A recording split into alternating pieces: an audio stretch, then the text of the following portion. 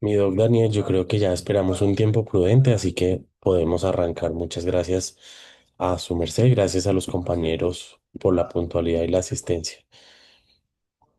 Bueno, doctor Ricardo, muchísimas gracias. Bueno, el día de hoy vamos bueno, esta es nuestra última clase. Vamos a hablar las teorías de control del Level Approach y de las teorías del conflicto. Pero, y más bien, voy a utilizar para el análisis de las teorías del control el caso de Miguel Uribe y cómo podríamos explicar que el menor de 15 años tomó la decisión de delinquir y voy a utilizar esta teoría. Entonces comencemos. Entonces, las teorías del control plantean que el problema, digamos, las teorías del control plantean que el problema de la desviación criminal en unos términos diferentes a las que veníamos explicando anteriormente. Entonces ellos dicen, si un individuo cuenta con el potencial necesario para violar el ordenamiento jurídico y la sociedad le ofrece numerosas oportunidades para hacerlo, ¿por qué muchas de las personas las obedecen? La criminología clásica da una respuesta a este planteamiento y decían, mire, ellos no delinquen por miedo al castigo. Sin embargo, los criminólogos del control dicen, el miedo al castigo es solo uno de los factores, pero hay más que están relacionados con los vínculos que tiene el individuo con la sociedad y con el orden social. Y ellos dicen que el sujeto es el primer interesado en cumplir lo mandado por la sociedad. Entonces, una de las primeras preguntas que yo les tenía eran que si creen que el miedo al castigo influyó en la decisión del menor que le disparó al senador Uribe. Probablemente no. Probablemente esta persona sabe que es menor de edad, que tiene un sistema penal diferente, que tiene unos castigos y unas sanciones completamente diferentes. En este caso, para una tentativa de homicidio, la pena iría de 8 años no de reclutamiento, sino de reclusión en un establecimiento no penitenciario, sino un establecimiento para menores de edad. Entonces, esta teoría dice, mire, esta persona no le tiene miedo al castigo. Y como no le tiene miedo al castigo, eh, probablemente podría cometer la conducta punible. Pero además de esas cosas, hay otros factores, que es los que vamos a ver, por las cuales la persona incurrió en este delito. Entonces, la primera de las teorías, entre las teorías del control, es la teoría del arraigo social. Entonces, esta teoría dice que el miedo irreparable a las consecuencias del delito frente a la familia, amigos, vecinos, escuela, trabajo, etcétera, hacen que el sujeto no delinca. Y, y esto marca un paradigma completamente diferente, por ejemplo, a la teoría de las subculturas, que ellos dicen, mire, hay diferentes modelos de valores sociales que hacen que el individuo sucumba ante el delito debido al entorno criminal en el que se encuentra. Acá dicen no, no hay un modelo social, no hay un modelo de valores sociales diferentes, es el mismo y la persona no comete el delito por ese miedo irreparable como lo ve la sociedad. Y esta teoría del arraigo social dice, mire, la causa de esa criminalidad es el debilitamiento del arraigo social de la persona. Y ese debilitamiento rompe con ese poder suasorio que tiene el orden social, con esa vinculación que tiene el orden social. Y son cuatro factores los que deciden el arraigo o vinculación del individuo con la sociedad. Ay, miércoles. ¿Ustedes ven la presentación?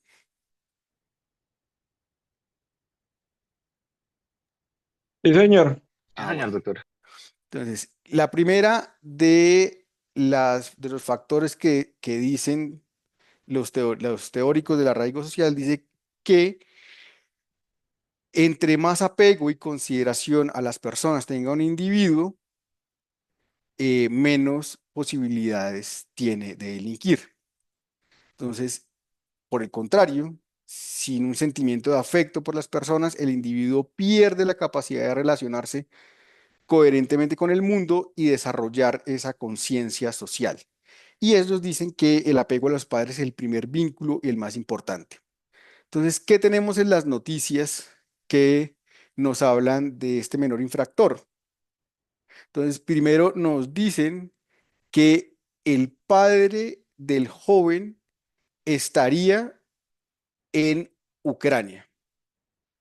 ¿Y en Ucrania haciendo qué? Supuestamente, digamos, reclutado de las filas ucranianas para luchar en la guerra contra Rusia. Hay una segunda noticia del tiempo que nos dice que eh, cuando hacen un análisis del menor, dicen, de la conducta del menor, dice que es altamente conflictiva y tiene dificultades severas para establecer los vínculos sociales. También dicen que el adolescente no cuenta con hermanos y sufrió la pérdida de su madre hace varios años. Y que la persona que venía a ser su red de apoyo, su entorno social, sería el tío por la ausencia tanto de padre como de madre. Entonces, si uno aplica esta teoría, uno podría decir que el menor infractor que atentó contra la vida del senador Miguel Uribe no tenía consideraciones, no tenía un apego frente a el orden social y frente a la comunidad y tampoco consideración en las personas. ¿Y por qué se daba esa ausencia? Porque el menor no tenía familia. Bueno, tenía, pero perdió la madre, el padre estaba fuera, únicamente tenía como red de apoyo al tío, que el tío tampoco tiene un vínculo muy cercano con el menor de edad. Entonces, esta sería una de las primeras consideraciones para entender por qué el menor delinquió. Una segunda causa de por qué las personas no delinquen, de acuerdo con la teoría del arraigo social, nos dice que es cuando una persona se identifica con los valores convencionales y tiene un compromiso con ellos, como son con el trabajo, con el esfuerzo, con la educación, tiene menos posibilidades que la persona delinca. Contrario censo, tanto más se compromete el individuo con los valores sociales, pero entre menos se compromete el individuo con los valores sociales, más posibilidades tiene de quebrantar el ordenamiento jurídico. Y lo anterior porque no querrá poner en riesgo su estatus en la sociedad. ¿Qué tenemos de las noticias que nos hablan del menor? Eh, Se puede inferir que el menor no tenía una identificación y compromiso con los valores convencionales. ¿Por qué? Entonces tenemos que en el video, antes de aprenderlo, él grita, yo lo hice por plata, por mi familia, perdón, lo hice por plata. En otra, en otra de las declaraciones tenemos que el tío del joven dice que él se comprometió a ejecutar un atentado motivado por una oferta monetaria de altísimo valor. Es decir, ese menor no se identificaba con esos valores de que tiene que enfrentar, digamos, que tiene que esforzarse, educarse, trabajar para poder conseguir determinado estatus dentro de la sociedad o determinado poder económico. Y esto lo lleva a llegar a delinquir. Una tercera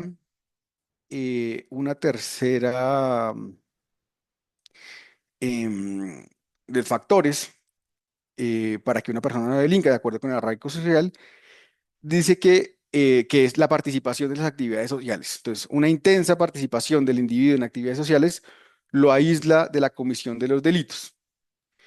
Eh, por el contrario, una persona que no participa en las actividades sociales, pues es más proclive a em, cometer una infracción penal. ¿Qué tenemos de las noticias? Entonces, la W Radio y Caracol Radio manifiestan que esta persona, este infractor, había sido postulado o había participado en uno de los programas del gobierno, que era Jóvenes en Paz, y que el IDIPRON le ofreció los servicios pedagógicos em, para que esta persona participara en diferentes actividades sociales, sea como la educación, sea el deporte, etcétera, etcétera, etcétera. Entonces, esta persona eh, no aceptó la oferta del Instituto del IDIPROM y por tanto podemos ver que este menor no participaba en las actividades sociales y por tanto era más proclive a cometer una infracción penal.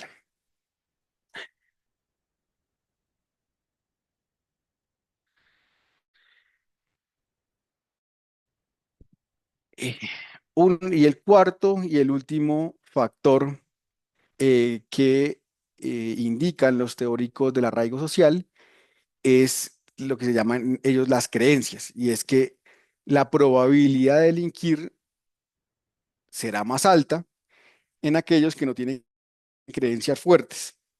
Esto generalmente es utilizado en la política criminal del Estado que trata de vincular a la persona a determinadas em, escuelas deportivas para darle digamos, para darle una formación en valores a través del deporte o esos programas que vienen, que son ejecutados por la Iglesia Católica, que buscan que los menores se integren a estas comunidades, con lo cual eso busca que reforzar las creencias y así alejarlo del delito.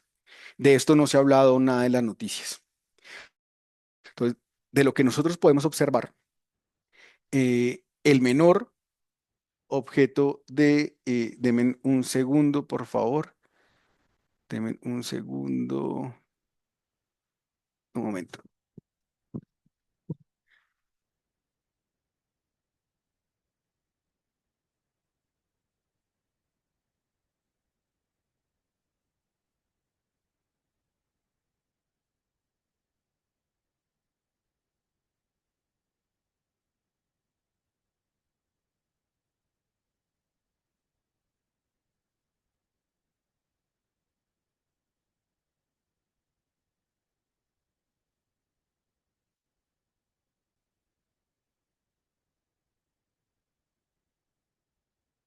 Discúlpenme, discúlpenme.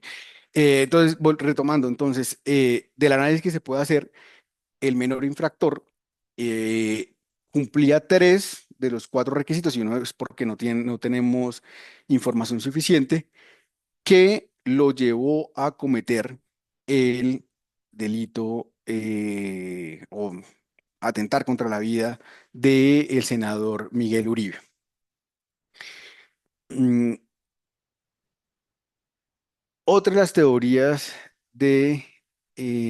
las teorías del control que tenemos es la teoría de la contención. Entonces, esta teoría vuelve al individuo e indica que el sujeto tiene una suerte de calidades personales que lo aíslan y lo protejan del crimen. Y que la sociedad produce una serie de estímulos que impelen al individuo hacia la conducta delictiva, que lo motivan a la conducta delictiva. Pero esos son contrarrestados por unos mecanismos internos de contención que lo aíslan positivamente. Entonces, ¿cuáles dicen que son los mecanismos de contención? Entonces, dice, hay unos mecanismos internos que son las características de la personalidad individual. Entonces, es un concepto de sí mismo, tolerancia a la frustración, tener proyectos definidos. Eso actúa como mecanismo de contención y no deja que la persona delinca. Y también hay otros mecanismos externos, que esos proceden de la sociedad y de los diversos grupos sociales que buscan controlar a sus miembros. Entonces, son los códigos morales, los valores, las normas, los objetivos convencionales y la supervisión efectiva y la disciplina. Por su parte, digamos, esos son los mecanismos de contención, pero hay unos estímulos criminógenos. Entonces, ¿cuáles son esos impulsos criminógenos? Un descontento individual, una hostilidad, rebelión, ansiedad de la persona. Entonces, dentro de las noticias, que podemos ver como un estímulo criminógeno es que la persona era altamente conflictiva y tenía dificultades severas para establecer vínculos sociales. Mm, Entonces, ahí podemos ver que hay un impulso interno, ese descontexto individual, perdón, esa conflictividad que tiene la persona lo lleva a cometer estos impulsos criminógenos. Hay unas presiones externas, que son las diferentes condiciones adversas, como la pobreza, el desempleo, la inseguridad, desigualdades, el acceso limitado a bienes públicos. Acá podemos ver en las noticias, pues digamos, no han hablado propiamente dicho del contexto socioeconómico de la persona, pero digamos, podemos hacer referencia que vivía con los tíos, el tío era un conductor de Uber, vivían si no estoy mal, en Engativá. Todo esto se puede interpretar como que esa persona, aunque no estaba en pobreza, pero sí estaba en una situación, digamos, económicamente difícil o no digamos difícil, sino, digamos, no dentro de la línea media. Y, eh, y además de eso, hay unas influencias externas. Entonces, que la conducta desviada eh, eh, se genera por la asimilación de comportamientos de diferentes personas que hacen parte de su entorno, como compañeros, miembros de los grupos y subculturas criminales, también los medios de comunicación, las películas, todo eso tiene una fuerza criminógena que influyen en la persona para que delinca. ¿Qué, digamos, indicios podemos tener en las noticias? Entonces, la fiscal general de la Nación indicó que el menor de edad probablemente fue captado por una red ilegal o una organización criminal. Eh,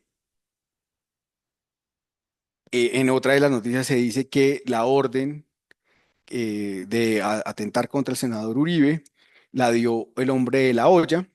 Entonces, estos pueden ser influencias externas de las personas del entorno en las que vive, eh, organizaciones sociales que tienen un control territorial dentro del sitio donde este menor vivía, que pudieron influir en la decisión del menor. Son presiones externas, influencias externas que hacen que la persona sucumba al actuar criminal.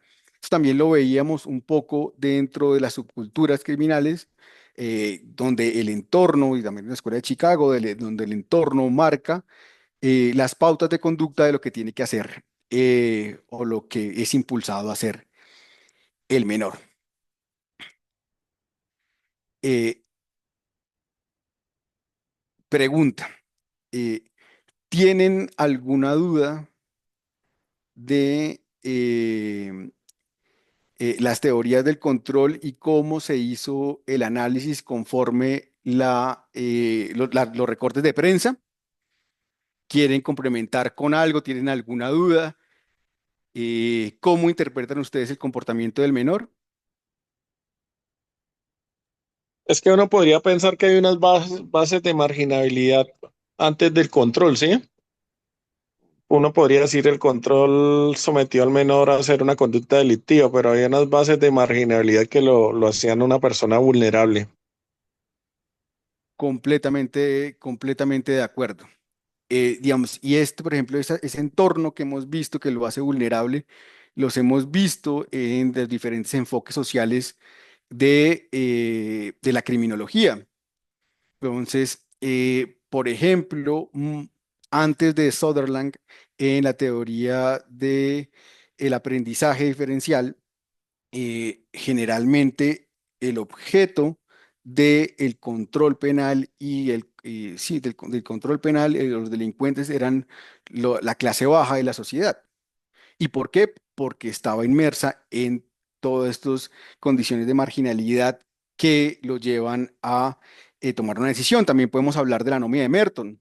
Entonces, la anomia de Merton dice, mire, la sociedad le ha puesto unos objetivos a la persona, es tener dinero, tener éxito, tener determinado carro, tener determinado celular, pero el entorno no le da los mecanismos para poder satisfacer esas necesidades. Y entonces es cuando toma la decisión de si estar conforme o no conforme con la norma. Cuando no está conforme, digamos, esos modelos que explicaba Merton, la persona lleva a delinquir. Que esto, digamos, todos esos ejemplos de de las teorías criminológicas sociales permiten establecer o permiten entender el comportamiento del menor. No así, desde mi punto de vista, las teorías que vimos al principio, teorías positivismas o teorías etiológicas que marcaban la criminalidad desde el individuo y los problemas neurológicos, endocrinológicos y demás. ¿Alguna otra consideración? Porque vamos a cambiar de tema.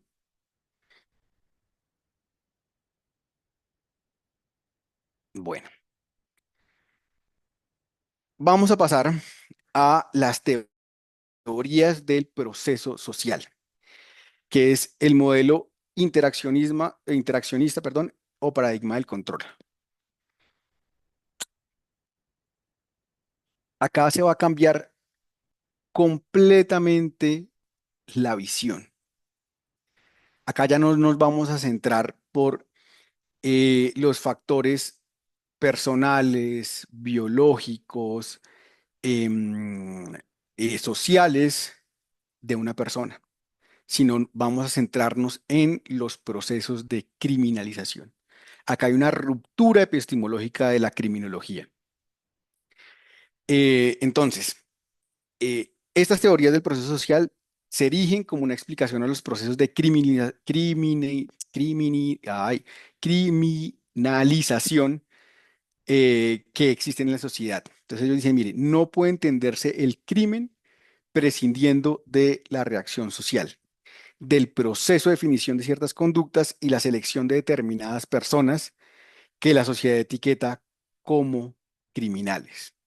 Entonces ellos dicen, mire, la desviación o el delito no es una cualidad intrínseca de la conducta, sino que es atribuida a través de un complejo proceso de interacción social.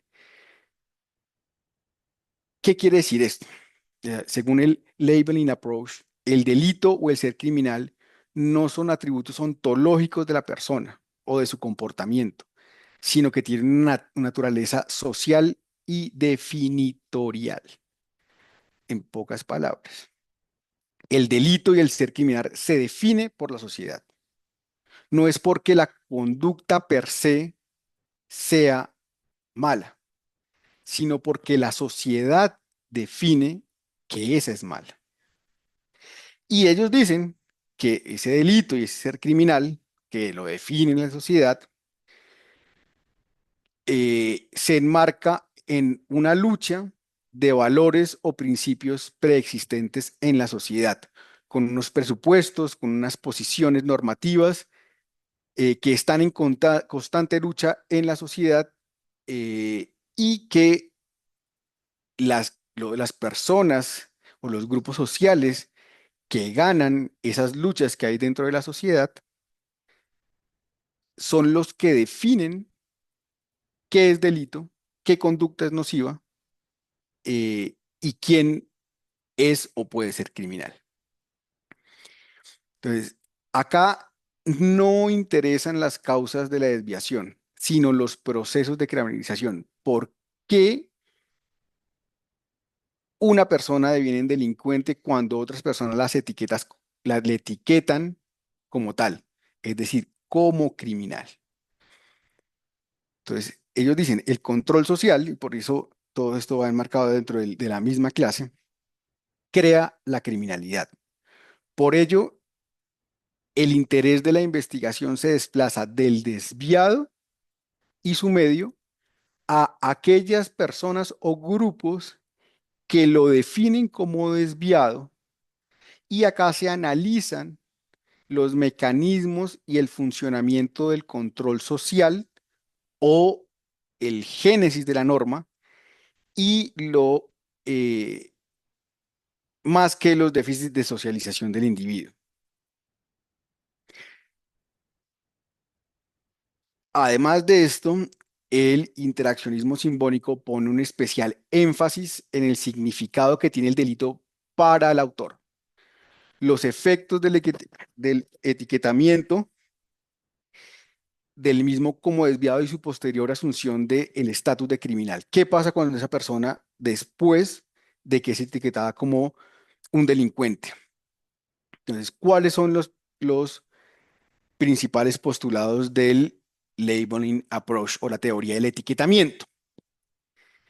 Entonces, la primera es el interaccionismo simbólico y el constructivismo social. ¿Qué significa eso? Y es, la realidad social se construye sobre la base de ciertas definiciones y el significado que la sociedad le atribuye a las mismas a través de los procesos de interacción social.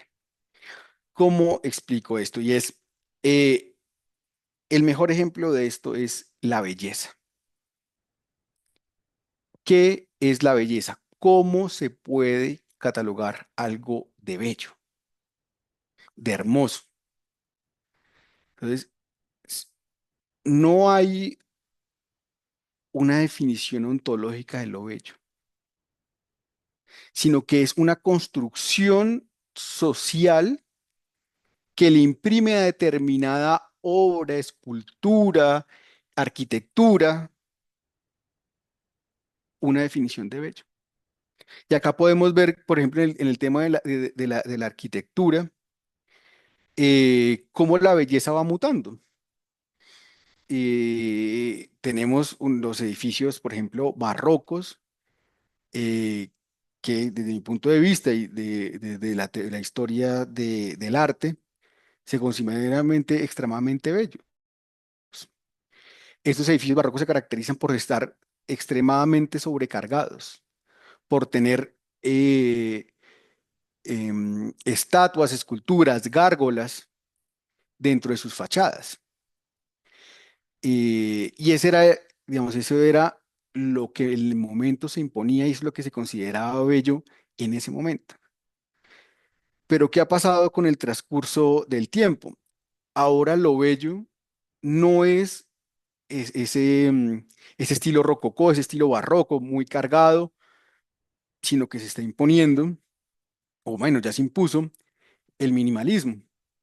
Líneas limpias, rectas, que espacios que estén poco cargados, y todo porque, digamos, todo por esa realidad social de lo que es la belleza, cómo se ha construido en diferentes momentos del tiempo, diferentes visiones del mundo, diferentes personas y sociedades que establecen qué es lo bello y qué es lo que deja de ver.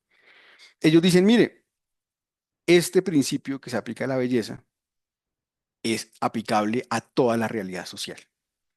La sociedad es, de acuerdo con los procesos de interacción social, qué está bien y qué está mal, qué es delito y qué no es delito.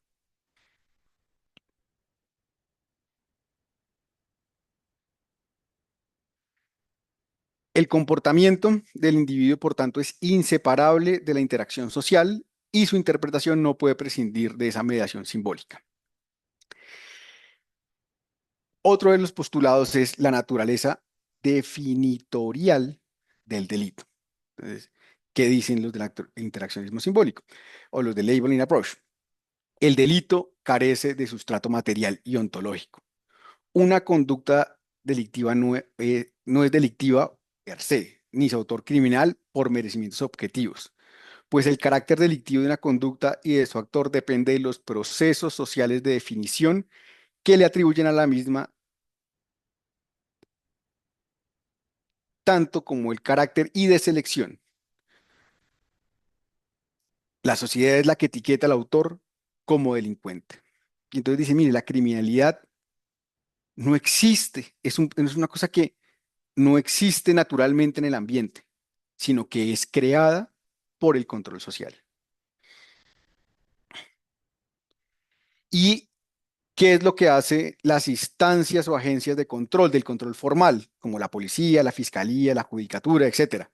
Es, ellos no lo detectan o declaran el carácter delictivo del comportamiento, sino que generan o lo producen al etiquetarlo así.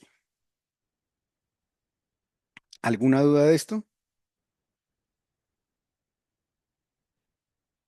Bueno, otro de los postulados es la selectividad y discriminatoriedad del control social. Entonces ellos dicen, mire, el control social es altamente discriminatorio y selectivo. El comportamiento delictivo es mayoritario, es decir, lo comete todo el mundo y ubicuo en todas partes. Pero la etiqueta criminal generalmente es impuesta únicamente a un sector de la población. ¿Qué sector de la población? Las personas que tienen menos recursos. Y entonces ellos dicen, mire, como esa etiqueta de criminal es impuesta únicamente a un sector de la población, entonces lo lógico, la consecuencia es que los chances de ser etiquetado como delincuente no tanto dependen de la conducta ejecutada, sino como esa persona, o sino la posición que esa persona tiene dentro de la pirámide social.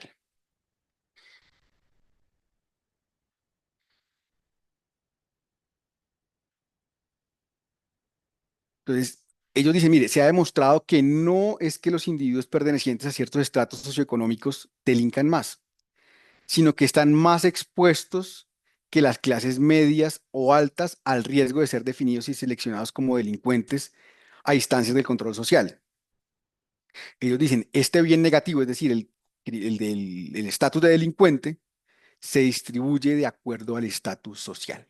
Entre más condiciones socioeconómicas tenga para ser catalogado como criminal, más posibilidades tiene de ser considerado delincuente por la sociedad.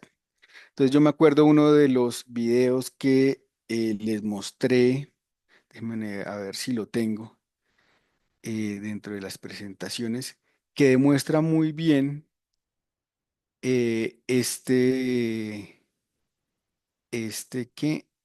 esta posición de de los teóricos del etiquetamiento. ¿Dónde está? No. Es que no me acuerdo si está acá. Bueno, esta no es. Bueno, no me acuerdo. Ese fue un video que tratamos de ver en algún momento, pero que no nos dejó verlo. Si ahorita no encuentro el link. Pero para, para recordarlo un poco, era una persona de raza negra, un afrodescendiente que iba caminando por el centro de la ciudad y la policía, al ver lo que era una persona habitante de calle que tenía un color de un color de piel específico, lo paró únicamente porque tenía esas características, porque el estereotipo de la gente del control social creyó que por cumplir esas características podría ser sospechoso de algún delito. Y en ese mismo video se ve que un montón de gente va pasando, gente de tez blanca, y la policía no se preocupa por ellos. Y esto demuestra un poco lo que dice la teoría del etiquetamiento. Han hecho muchos estudios sobre por qué las prisiones en Estados Unidos tienen una gran proporción de personas afrodescendientes dentro de ellas. Y la conclusión a que he llegado es porque los prejuicios o las doctrinas que tienen determinadas, digamos, los agentes de control, llevan a que se judicialicen o se detengan a estas personas. Y esas doctrinas, ¿cómo están construidas? Y en el caso colombiano, lo digo yo porque con conocimiento de causa, generalmente esas doctrinas de la Policía Nacional están construidas bajo teorías positivistas, en las cuales se entiende que una persona no nace delincuente, sino que, perdón, nace delincuente, que hay ciertas características específicas como la raza, como el entorno donde viven, ya hablando un poco más de las teorías sociales, ciertos tipos de personalidad de las personas son los que llevan a delinquir. Y como la teoría de la policía está enfocada en que esos son los marcadores que permiten establecer que una persona es delincuente, cuando van a ejercer el control dentro de determinado sector, eh, esas personas se vuelven más proclives a que la policía los detenga. Bueno,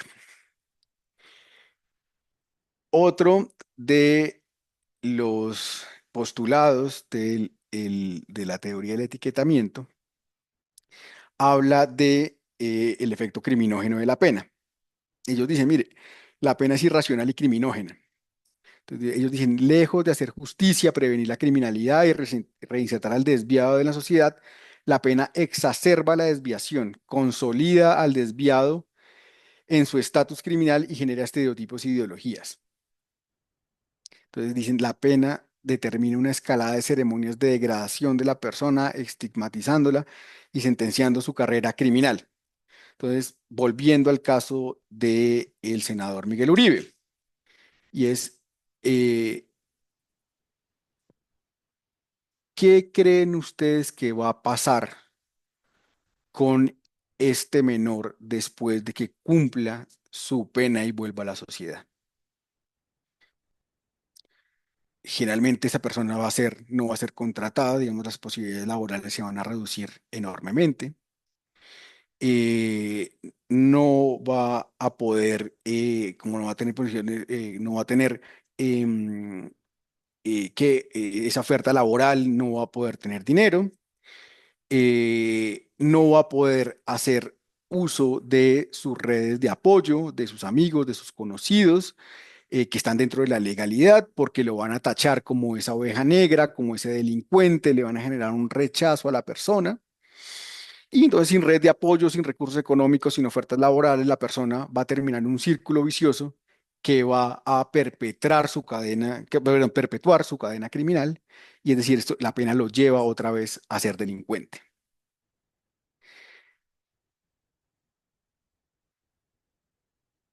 Eh, otro de los, eh, otro de los postulados de la teoría del etiquetamiento es el paradigma del control. Entonces dice, mire, la naturaleza definitoria de la criminalidad impone la sustitución del paradigma teológico por el paradigma del control, es decir, se cambia el objeto de estudio, por eso dije que hay esa ruptura epistemológica con esta teoría. Y ellos dicen, dado que la criminalidad no preexiste a la ley ni a los procesos ni a los procesos de criminalización, sino que son los procesos de criminalización los que crean, y por tanto lo decisivo en esta teoría es la definición de la criminalización primaria, desde el establecimiento de qué conducta es correcta o no correcta, y de la selección, de la selección, que es la criminalización secundaria, es cómo se aplica la ley y los estereotipos que hay al momento de aplicar la ley. Entonces, ¿qué es el proceso de criminalización primaria y cómo esto se relaciona con los modelos del conflicto? Entonces, una de las consecuencias de la teoría del etiquetamiento es la necesaria revisión del modelo del consenso como teoría explicativa del génesis de las normas. Antes se entendía que el ordenamiento jurídico, eso lo vamos a ver un poquitico más adelante, el ordenamiento jurídico era el resultado de un consenso de la sociedad. Todos nos poníamos de acuerdo que cuáles eran los valores que debían imperar en una sociedad y eso lo planteábamos en una ley y esa es la que teníamos que cumplir.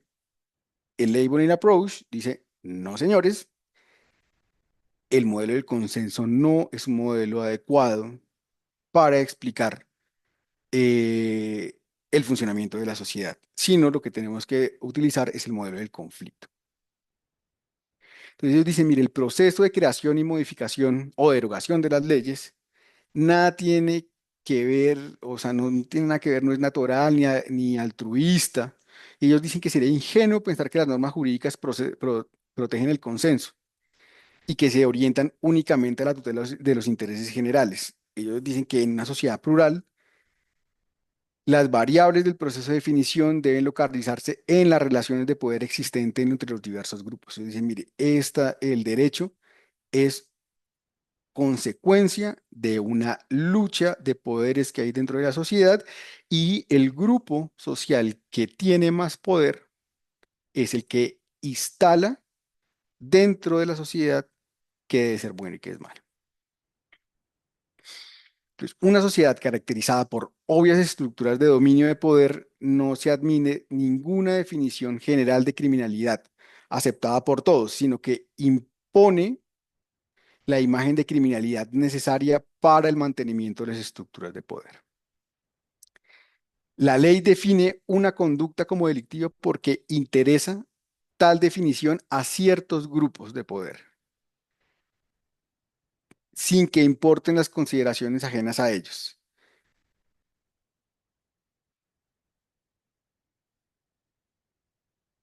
Y así como se crea una norma conforme a determinados intereses, también se puede quitar de el ordenamiento jurídico cuando el otro grupo llega al poder. Y así llegamos a las teorías del conflicto. Eh,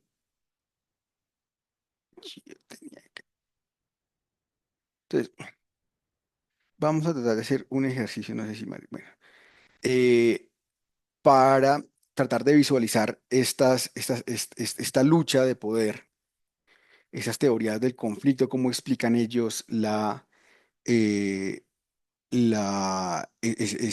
bueno, que lo vamos a ver más adelante. Bueno, por ejemplo, la reforma laboral.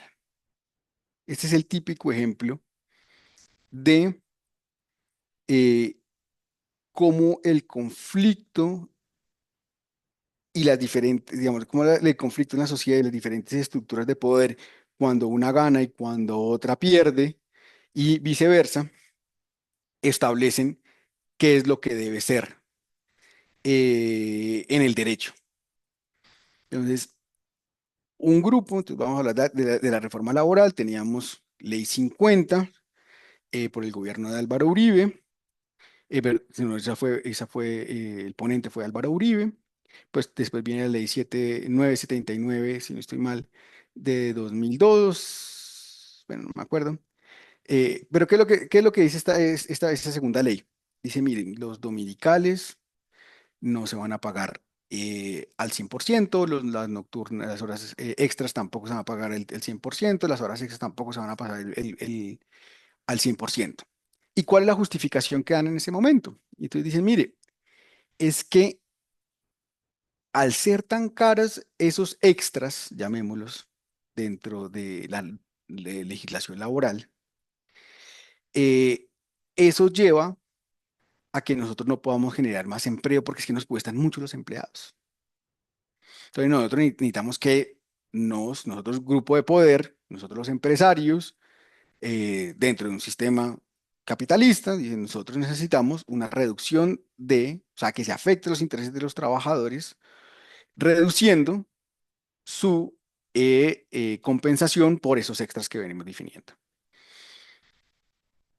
Petro, que le encanta utilizar las teorías del conflicto y así eh, asusa, pincha a la sociedad, por lo cual no estoy diciendo que esté bien, pero es la forma en que gobierna, em, dice, no, mis intereses son los intereses de los trabajadores. Al ser yo el presidente de la República y mi mandato, tenerlo a favor de los intereses de los trabajadores, voy a cambiar el sistema normativo para que se le vuelvan a reconocer las extras. ¿Qué me marca eso? Que el sistema, que las relaciones de poder cambiaron. Al cambiar las relaciones de poder, esta nueva estructura tiene la posibilidad de cambiar el ordenamiento jurídico. favoreciendo a los trabajadores y haciendo que recuperen lo que habían perdido en eh, la reforma laboral que había sido impulsada por otro grupo de poder, que eran los empresarios. Entonces, dice, mire, este conflicto entre la sociedad y entre los órganos de poder hace lo que marca el derecho. Y ahora sí vamos con la teoría del conflicto. Entonces, la criminología positivista cimentaba, lo que ya les dije, el orden social en el consenso. Y ellos atribuían la desviación a un carácter patológico y disfuncional de determinadas personas. Y ellos decían, mire, el orden social se fundamenta en el consenso. Y el derecho representa los valores básicos del sistema, que el Estado garantiza que la aplicación neutral de las leyes y la criminología, el deber de la criminología era examinar las causas del comportamiento de las personas que se apartaban de dicho consenso. Entonces, esto se viene a cambiar con las teorías del conflicto y dicen, mire, por el contrario, eh,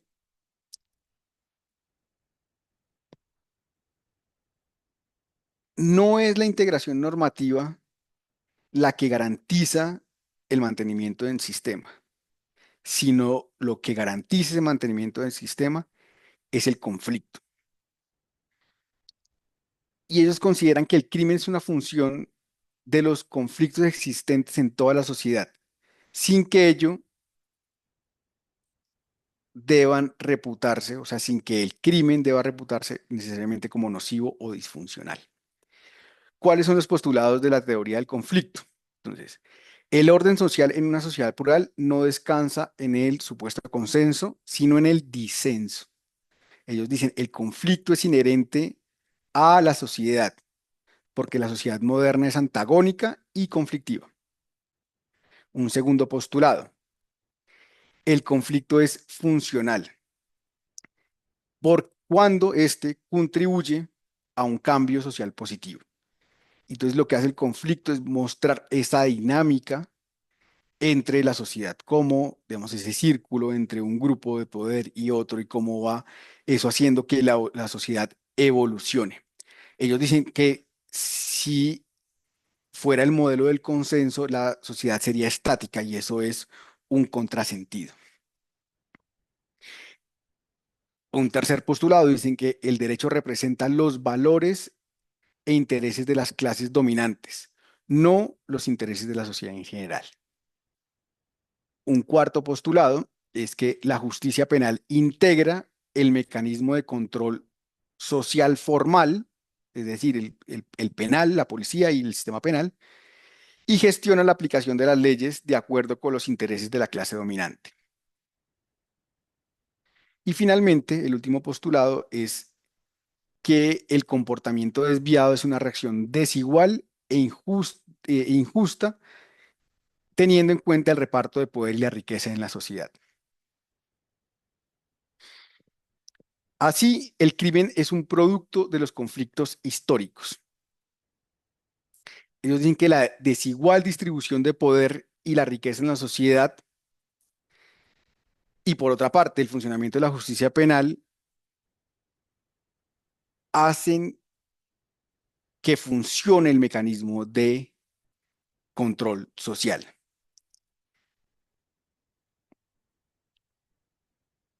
¿Y por qué? Porque dicen primero, la ley penal no es producto del consenso moral o de los intereses comunes de toda la sociedad, sino del poder relativo de los diversos grupos que se sirven del derecho para el logro de sus intereses privados o para imponer a los demás sus propios intereses. Los delitos son el resultado de confrontaciones entre diferentes grupos. El proceso político de creación del derecho, de violación de la ley, de aplicación del ordenamiento jurídico al infractor, refleja un hondo conflicto que existe entre diferentes intereses y tu pretensión de luchar por el control policial del Estado. Y, y esto lleva a un aforismo francés que dice que se crea el derecho penal para evitar que los ricos, perdón, que los pobres roben a los ricos y el derecho civil para que los ricos roben a los pobres. En ese sentido, el delito, haciendo, cerrando ese paréntesis del aforismo, el delito no siempre es disfuncional. Antes promueve mayor cohesión entre el grupo cuando se genera digamos, cuando se genera esa infracción a a la norma penal, lo mismo que hablábamos antes, eh, la sociedad se reúne en torno a esa infracción para generar rechazo, que es lo que está pasando ahorita con el tema del atentado de Miguel Uribe. Este delito, o esta infracción a la ley penal por este infractor, por este menor infractor, hace que se cohesione el grupo en contra de de este comportamiento.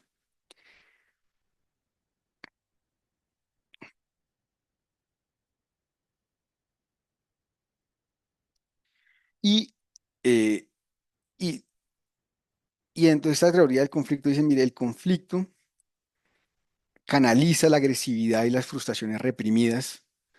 Digamos que es bueno, ellos dicen, mire, es bueno el conflicto porque canaliza la agresividad y las frustraciones reprimidas de los individuos en la sociedad, impidiendo que dicha carga alcance un nivel peligroso.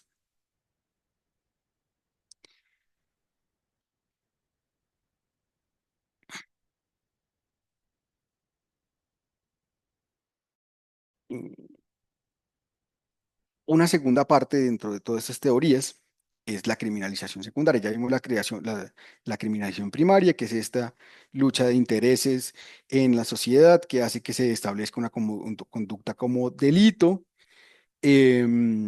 tratando de favorecer determinados intereses. Y ellos dicen, mire, también acá hay una criminalización secundaria y ellos hablan específicamente de la aplicación del derecho. Entonces dice, la aplicación del derecho no es neutral. Los jueces crean derecho conforme a sus particularidades, concepciones personales. Entonces, generalmente se pone un ejemplo, es una mujer feminista en Bogotá que juzga un caso de violencia intrafamiliar, va a ser completamente diferente a un hombre con una visión ideológica diferente, con una concepción cultural diferente, digamos que sea más machista, o que sea machista, debido a que vive o se formó en la costa atlántica o costa pacífica. Son visiones completamente diferentes y una aplicación del derecho completamente diferente conforme a esas particulares concepciones del juez. Y ellos dicen, mire, y el juez está influido, y la decisión, más bien, el juez está influido y por tanto su decisión está afectada por la extracción social, el tipo de formación, las creencias políticas, y que todo esto influye en la decisión judicial. Y dentro de esta teoría dice que estos criterios para la decisión judicial, que están basados en la extracción social, el tipo de formación, las creencias políticas, ayudan a establecer los valores de la clase dominante. Por ejemplo, acá hay otra de las, digamos, de los temas que podríamos debatir. Mm, Parte de la justificación de que los jueces en México sean elegidos democráticamente es para tratar de quitar o disminuir, más bien, estos estereotipos que tiene el Poder Judicial. Entonces ellos dicen, mire, eh, generalmente los jueces son una élite. Los jueces, los fiscales son una élite, que son formados en las mismas universidades, que tienen una misma visión, digamos, sí, que generalmente tienen una misma visión política, una misma cosmovisión, todo eso porque han estudiado en las mismas universidades, tienen los mismos conceptos, y eso hace que el poder de la clase dominante se perpetúe en sus decisiones. Es decir, mire, para poder disminuir este sesgo que tiene la judicatura, vamos a escoger a los jueces. para así, para lograr que aquellas personas que no estén dentro de ese, em, digamos, de esa clase, por llamarlo de alguna cosa, de esta clase social, puedan acceder al poder judicial y con ello em, que sean otros intereses los que se puedan ver reflejados en sus decisiones judiciales. Claro, la teoría es muy bonita, pero esto afecta profundamente contra la independencia del Poder Judicial y eso hace que para poder ser elegidos y reelegidos estén más, que las decisiones se basen más en un criterio de aceptación de la comunidad de la decisión que en el derecho. Eso tiene múltiples problemas, pero una de las justificaciones que se dio en México para el cambio de la elección de los jueces de forma democrática fue ese. El modelo conflictual tiene 6 proposiciones. Primero, la naturaleza definitoria del delito. El delito es una definición de la conducta humana que se da en las sociedades organizadas políticamente, que procede de determinados agentes e instancias autorizadas. El delito es una definición, carece de un sustrato ontológico, o sea, lo que ya hablamos. No es malo en sí. Es el juicio que hacen unas personas que tienen autoridad respecto al comportamiento de otra que no lo tiene. Por tanto, el crimen no existe, lo que existe son personas criminalizadas a través de procesos de formulación y aplicación de definiciones legales y por tanto esto es lo que crea criminalidad. Un segundo postulado es que la formulación de las definiciones del delito describen comportamientos que entran en colisión con los intereses de aquellos segmentos de la sociedad que tienen el control de la policía. La policía es dentro de la criminología crítica y dentro de estas teorías, la policía es un elemento indispensable dentro de las teorías de control porque son las personas que tienen o que ejercen el poder en la calle. Ellos generalmente eh, ejercen el control de forma discrecional. Ellos son la autoridad dentro de la calle. Eh, y por tanto, los estereotipos y las visiones que tengan estas policías o las doctrinas que les sean impuestas por el poder, porque como ellos por la doctrina, ellos tienen que siempre cumplir las órdenes, son los que, digamos, bien, ¿cómo hago? Obtener el control de la policía hace que se perpetúe de mejor manera los intereses de determinado segmento o grupo de la población que tienen el poder en ese momento. Otro de los postulados es la aplicación de las definiciones del delito. Y esto vuelve otra vez con la policía. Las definiciones del delito se aplican por aquellos sujetos de la sociedad que poseen el poder para configurar la administración de la ley penando por su cumplimiento, específicamente la policía. Ellos son los que deciden a quién se aplica la norma o no. Y entonces en esto es, digamos, hay un ejemplo en Estados Unidos de un policía digamos que están en la noche, me parece que es en Chicago, que ven a una persona afrodescendiente con una dosis personal. Inmediatamente la policía procede a capturarla. Pero cuando es digamos, y esa misma persona, ese mismo policial, se enfrenta a esta situación con una persona de tez blanca, con una persona que iba en un carro, que se notaba que tenía una capacidad económica importante, y eh, esta persona empieza a charlársela, decirle, mire, esto solo lo estoy diciendo una vez, yo no soy así, etcétera, etcétera, etcétera, y la policía no ejerce control penal frente a eso. Y por tanto, eso digamos, demasiado importante porque es las personas que tienen poder las que permiten configurar la administración de la ley penal. Ellos son la boca del proceso de judicialización dentro de la teoría del control.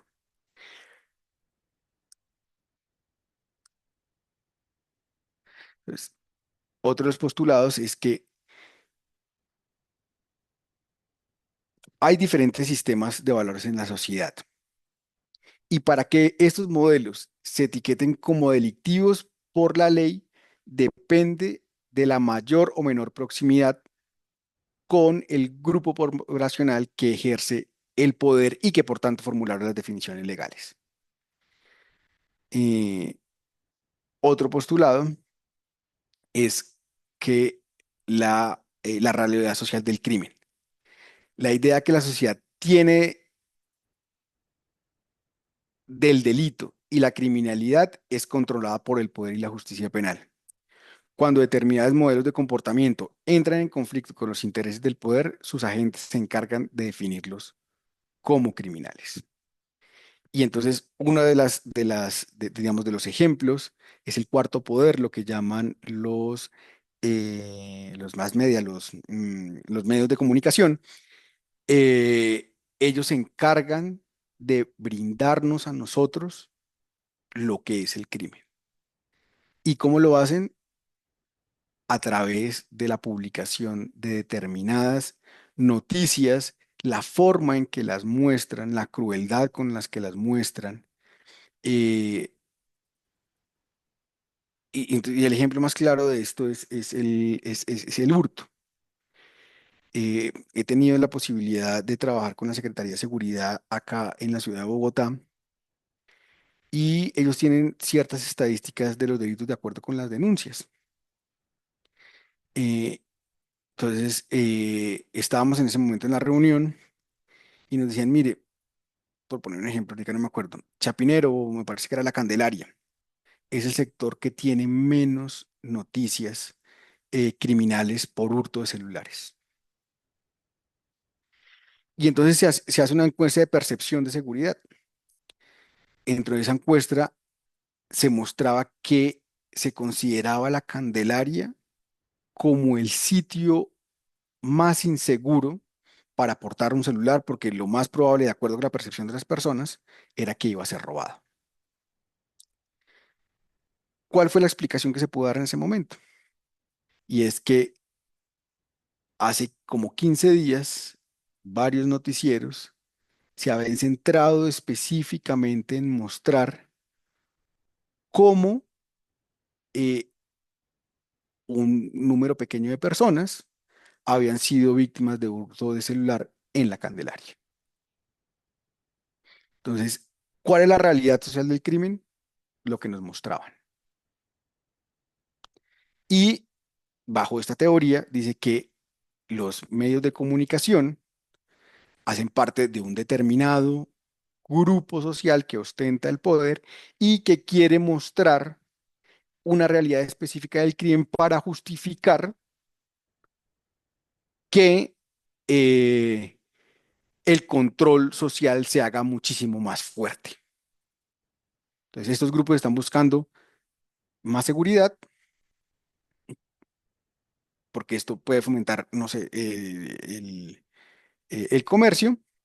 Entonces, lo que hacen es que los medios de comunicación muestren determinada realidad social con el objetivo que los agentes de seguridad y los agentes del sistema de control ejerzan una vigilancia mucho más fuerte de eso y eso va a llevar a nuevos procesos de selección de las personas, que sean esos estereotipos los que lleven ese tipo digamos, lo que marque la judicialización y eso va a llevar a una aplicación del derecho por parte de los fiscales y los jueces basados en estereotipos y esto va a llevar a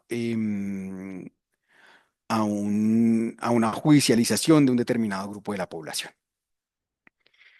Bueno, ¿alguna duda?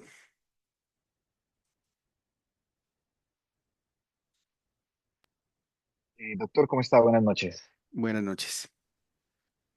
Doctor, solamente era como un comentario, una inquietud relacionado con las teorías de control social y, digamos, en los procesos en los procesos de resocialización, eh, el fortalecimiento de estas teorías, digamos, de los vínculos sociales, de que, digamos, hay personas que no tienen niveles educativos y se les brinda cierto nivel de educación y demás, están encaminados digamos, a mejorar y permitir que la persona no vuelva a reincidir. Digamos, si se integra estas teorías en el proceso de resocialización de la persona privada de la libertad, se podría de pronto llegar a determinar que el nivel de probabilidad de reincidencia disminuiría notablemente o sería, digamos, ya un tema aislado que tocaría revisar caso por caso y no podría ser integrado, digamos, en el tratamiento penitenciario.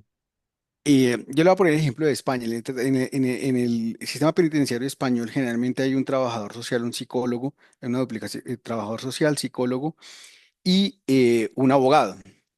Y a ellos se les brinda, digamos, y a los privados de la libertad se les brinda cierto tratamiento teniendo en cuenta estas teorías. Ellos utilizan primero un formulario específico, un formulario que utiliza psicología conductual eh, para saber, digamos, tratar de entrar en la psiquis de la persona delincuente para ver si existe la posibilidad de adecuar su comportamiento con diferentes tratamientos. Entonces, después de ellos se establecen determinados tratamientos y tratan de ver el avance que tiene esa persona en, digamos, si incorpora lo que le están diciendo. El gran problema de esto es, si a usted le dicen que se le va a reducir la pena si hace determinado curso y que usted tiene que decir que usted no va a volver a delinquir y que todo el mundo debe cogerse la mano y que hay un arco iris, si usted le dice que tiene que decir eso para que se le reduzca la pena, generalmente usted lo dice. Entonces, generalmente ese tipo de tratamientos no en todos los delitos sirve. Y por tanto, la lógica de la criminología es servirle como un instrumento de la política criminal. ¿Y por qué? Entonces, la política criminal dice, mire, la política criminal no es únicamente establecer los delitos y cómo deben ser judicializados, la criminalización primaria, la secundaria y la terciaria, no, sino que está con un montón de herramientas por fuera del derecho penal que permite eh, tratar de llenar, no, tratar de llenar, no, como tratar de brindarle herramientas al Estado para que no haya factores criminógenos.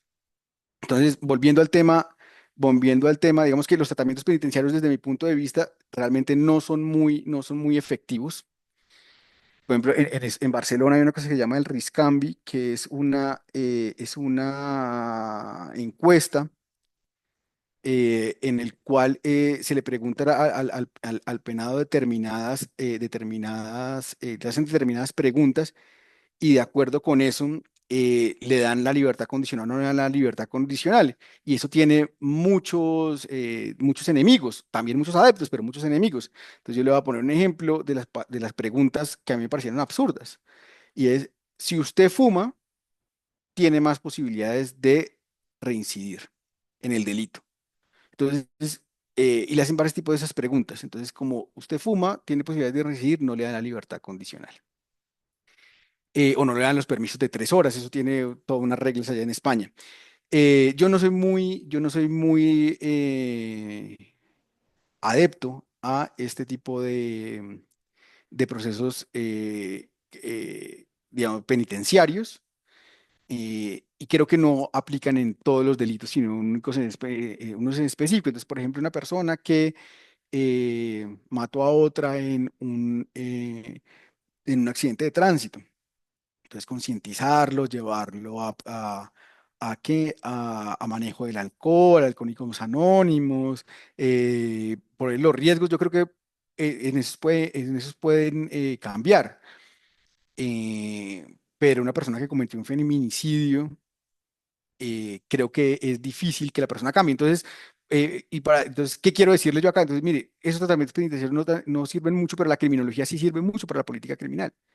Entonces, ¿qué debería hacer un Estado para evitar que un menor, como el que atentó contra el senador Uribe, no delinca?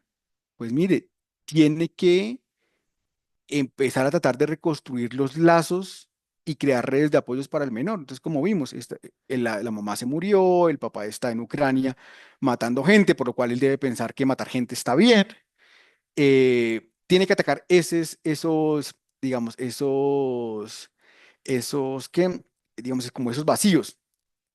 Eh, o por ejemplo, mire, una parte, digamos, acá se mostró que el Estado trató de implementar una política que ayuda a la política criminal para que el menor no cayera en el delito, que fue el programa Jóvenes en Paz. Pero pues sabemos que el menor rechazó esa oferta pedagógica. Eh, Yo creo que la criminología sirve más, y sobre todo la criminología, los enfoques sociológicos de la criminología, bueno, algunos psicológicos también, pero sobre todo los sociológicos, ayudan para la construcción de una buena política criminal. Únicamente entender la política criminal en el aspecto amplio, es decir, como todas las herramientas que tiene el Estado para que no se produzca criminalidad desde el punto de vista teológico, em, y no únicamente centrada en el derecho penal.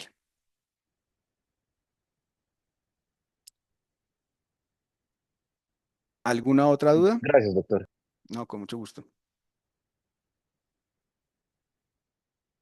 Bueno, no habiendo más dudas, quiero agradecerles por haberme acompañado en estas clases.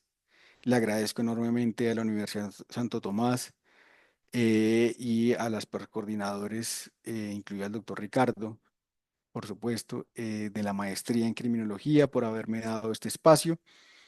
Espero que el conocimiento que les pude trasladar sea de ayuda en su carrera profesional, en sus estudios, eh, y que les haya servido de alto. Yo sé que en algún momento eh, fue denso estudiar sobre todo que las teorías biológicas, endocrinas, psicológicas, eso era un poquito tedioso.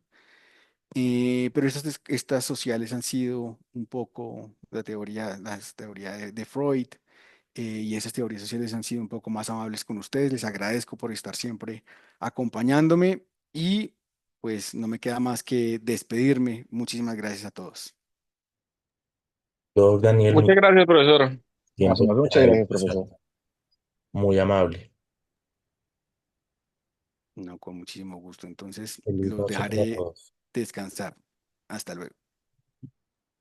Hasta luego, que pase buena noche. Gracias.